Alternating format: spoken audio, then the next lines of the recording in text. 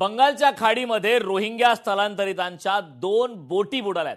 500हून अधिक जणांचा मृत्यू झाल्याची भीती आता व्यक्त होते आहे।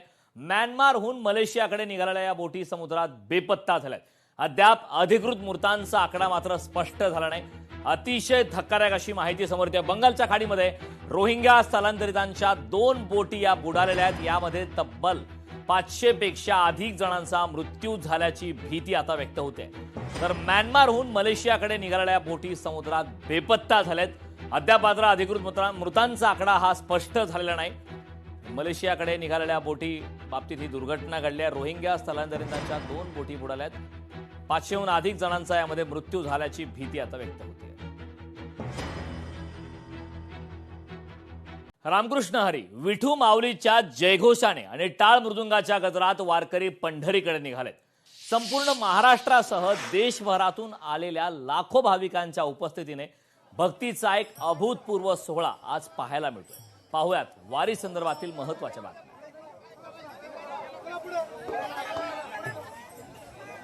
श्री संत सोपान काका महाराज पालखीचे शरद पवार यांनी दर्शन घेतले। संत सोपान काका महाराज पालखीचे आज बारामती शहरात आगमन झाले।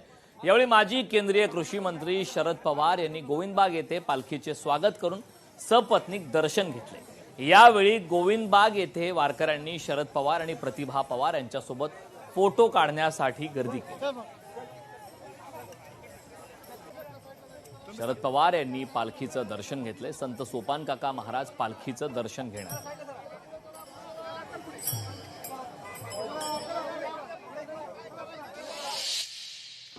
तरडगावचा मुक्काम आटोपून संत श्रेष्ठ श्री ज्ञानेश्वर माऊलींची पालखी फलटणच्या दिशेने मार्गस्थ झाली आणि वाटेतच वरुण राजाने माऊलींचं जणू जलाभिषेकाने स्वागत केलं।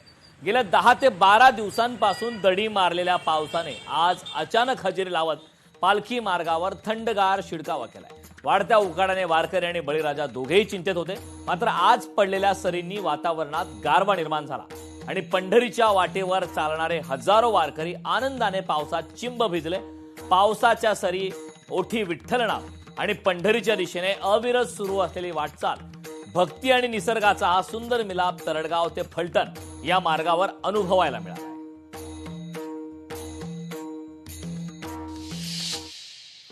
मराठवाड्यातील सगळ्यात मोठ्या संत एकनाथ महाराज यांच्या पालखीचा रिंगण सोहळा परंडा तालुक्यातील खंडेश्वरी येथे पार पडलाय।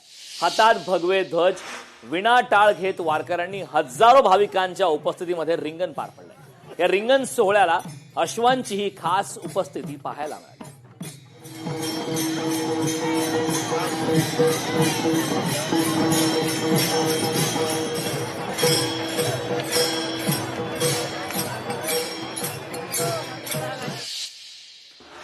संत श्रेष्ठ श्री ज्ञानेश्वर माऊलींच्या पालखीसोबत हजारो वारकरी पंढरीच्या दिशेने मार्गक्रमण करत असताना त्यांच्या सेवेत निस्वार्थ भावनेने कार्य करणारे अनेक सेवेकरीही पडद्यामागे काम करत असतात। त्यापैकीच एक म्हणजे कराड नगरपालिकेचे स्वच्छता कर्मचारी। वारकऱ्यांच्या मुक्कामानंतर निर्माण झालेला कचरा, प्लास्टिक आणि इतर टाकाऊ वस्तू हटवून परिसर पूर्ववत स्वच्छ करण्यासाठी हे कर्मचारी अहोरात्र मेहनत घेत आहेत। प्रसिद्धीची अपेक्षा नाही, मान सन्मानाची अपेक्षा नाही, केवळ सेवाभावातून वारी स्वच्छ ठेवण्याचे व्रत हे कर्मचारी करतात।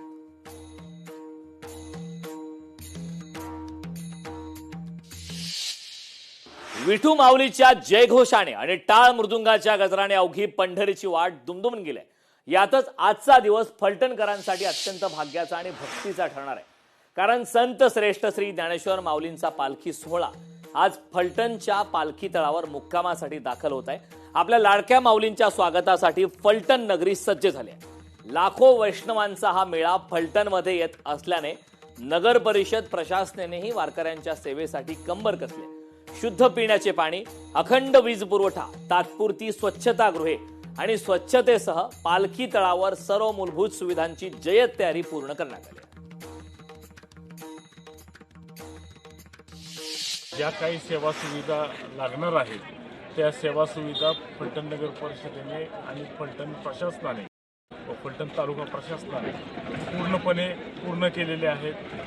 शौचालयाच्या सुविधा असून द्यात, रस्त्यांच्या सुविधा असून द्यात, पिण्याच्या पाण्याच्या सुविधा असून द्यात, लाईटीच्या सुविधा असून द्यात, प्रत्येक ठिकाणी करून नागरिकांना कुठल्याही गोष्टीचा त्रास होणार नाही या परिसरामध्ये फलटण तालुका आणि फलटण सातारा जिल्हा पोलीस प्रशासनाची सुद्धा मोठा पोलीस बंदोबस्त ठेवलेला आहे. अनेक ठिकाणी अग्निशमन सेवा सुसज्ज ठेवण्यात आलेल्या आहे.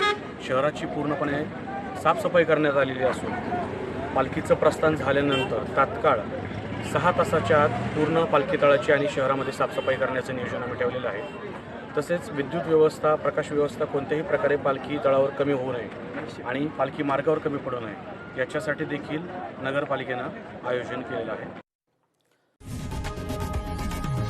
लोकशाही मराठी ऐका, पहा, जागरूक रहा.